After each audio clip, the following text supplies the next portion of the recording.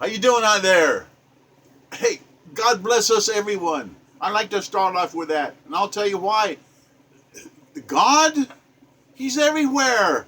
And I wrote this sonnet to it says, hey, people go to church to seek God, and you got to understand that a church, this is sonnet number 922. I wrote it 10 years ago, April 16th, 2010. That's the copyright on this one. And I'm telling you what, a church, that's where people go. It's a hospital for sinners. And people go there and they think it's going to be all nice people. No, no. There's a lot of really sinful people there. It's a motley crew of parishioners. Churches seemingly full of malcontents. People that maybe shouldn't belong there. These people are seeing difficulties. That's why they're in church. That's why they're seeking salvation. That's why they're finding repentance and maybe forgiveness. They're struggling to control their destiny. They're searching for guidance from God. They're making sincere efforts to know, to teach their soul to dance. They're haunted by sins committed in ignorance. The conscience is vicious. It'll give you no peace. It's like Edgar Allan Poe's story about the telltale heart. He murdered a guy and he could hear the heart beating under the floor in front of the police. And the conscience it'll nag you to death. Guilt, harsh and cruel. Deadened feelings because you don't want to think about the sin you have. Wretched melancholy, sadness. It's a bad karma for fools. They're in church. They're trying so hard to reform. They know things aren't working out.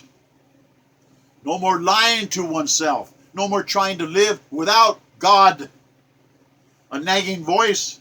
He speaks to you in the silence, your own conscience. Your conscience is a piece of all of humanity's collective conscience. Telling you what you've done wrong, nagging you. Strong mental violence.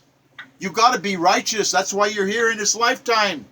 But your conscience is keeping you awake, giving you no peace, driving you stark, raving mad, letting you know you're being watched, the conscience is telling you, by an all-seeing God. You have different names for him, but there can be only one God, and that God is truth. Truth is God. You've got to seek for the truth, an all-seeing God. And navel gazers, these people looking at their belly button, seeking meaning for their life, for their own self-centered, selfish belly buttons, and looking there, oh, there's a lot of lint. They think they're going to find meaning in life, self-centered. They're not even thinking about what beautiful, the life is so, we have is so precious. They're evil evaders running away. They're running, they're hiding, they're denying God. They're smothered in sin.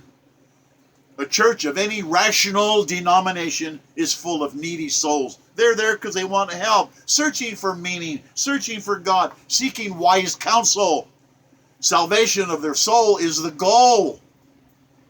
If humanity is touched by anything, it is that inner conscience, that inner voice. Gandhi said, that's the only voice I listen to, is that still small voice within my head and heart and soul, the conscience. Eloquently speaking our conscience, persistently demanding strict attention, it'll give you no peace. All the world's religions, they want to find God in their own way. There's only one God. There can be only one.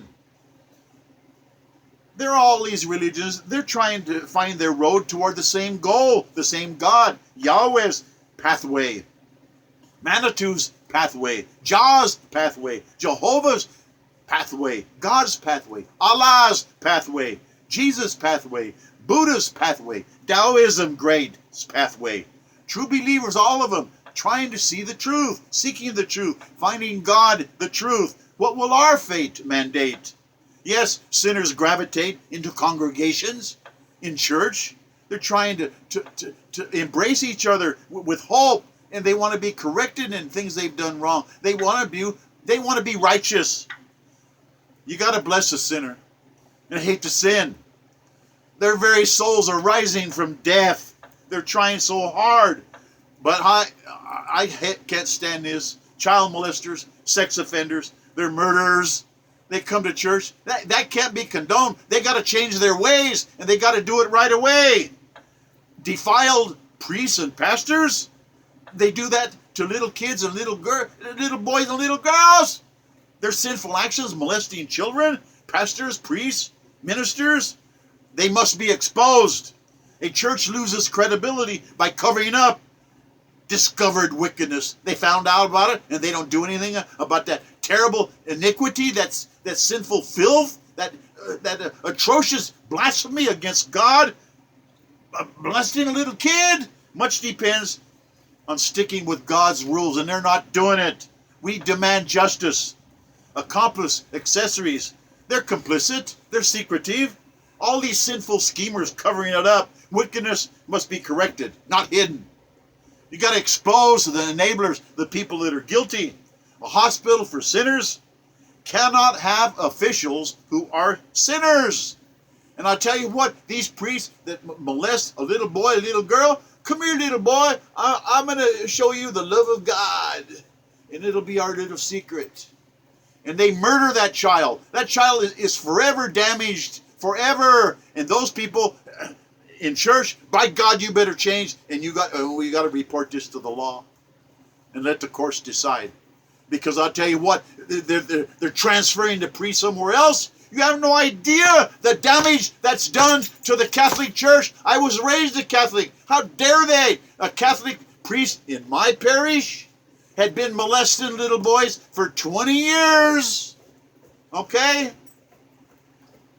And he got AIDS. And he's dead. And God saw, God, I can't take this anymore. He gave him AIDS. I know all about this. They transfer them to other places. You don't do that. You pick up the telephone. We have a problem here, and we need your help. And we're doing the right thing. We got to be righteous. And this isn't righteous. I've known little boys that were molested. They're never right. They're never right. And I'll tell you what, little girls and people that do that, they don't respect other people's daughters. What the hell is wrong with you? Don't you know that every time that you do that, you're destroying your own soul? American Citizens United, I'm asking for your help. Hey, I talk about this here, a church for sinners. In all churches, we all got to be righteous. We all got to rise up. It's time for American Citizens United as a political party to make a difference. And that means the churches got to band together. Ralph Reed, you're my hero. All you guys out there, you're doing a great job. And I'm telling you what, God bless us, everyone. Thank you for listening. Au revoir, mes amis.